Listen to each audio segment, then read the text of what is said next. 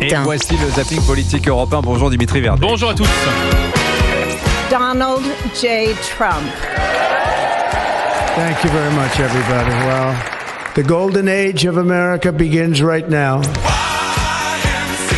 Investiture de Donald Trump oblige, la classe politique française était à l'heure américaine hier, à commencer par l'eurodéputée reconquête Sarah Knafo au micro de CNews depuis Washington.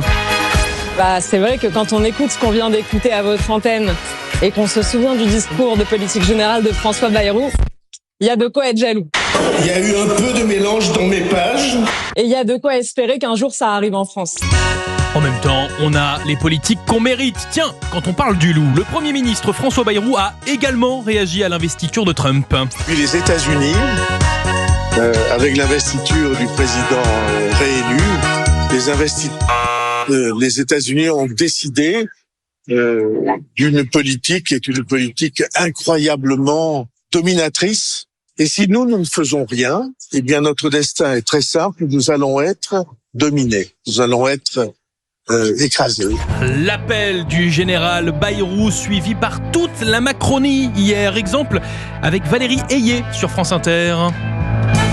C'est aussi la volonté, avec Musk comme allié, de venir saper peu à peu notre modèle démocratique. Et donc face à ça, il faut qu'on soit ferme. On ne peut pas être le paillasson des autres puissances et on ne peut pas être le paillasson de Donald Trump. Et donc il faut qu'on montre les muscles. Alors allez, on y va, on montre les muscles face à Donald Trump, face à Elon Musk et on envoie Nathalie Loiseau. Allez Nathalie, tu peux le faire. J'ai un message pour Elon Musk. En français dans le texte, occupez-vous de vos affaires. En anglais, pour qu'ils comprennent mieux, mind your own business.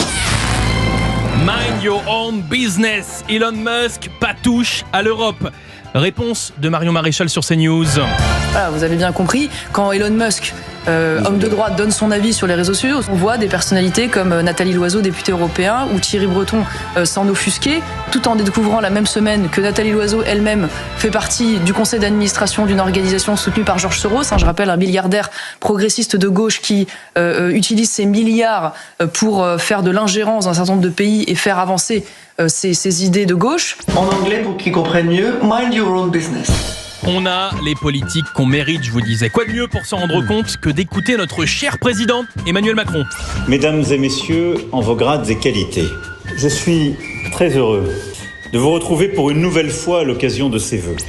Emmanuel Macron, hier lors de ses vœux aux armées, le président de la République qui semble avoir oublié qu'il était président de la République française.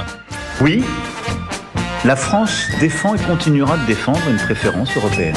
Préférence européenne pour demeurer maître de notre destin, nous délivrer de nos dépendances, échapper au sort insensé qui nous voit nous contenter d'être de simples clients d'autres puissances quand il s'agit de nous défendre. Avec Trump, c'est America First, Macron, c'est Europe First.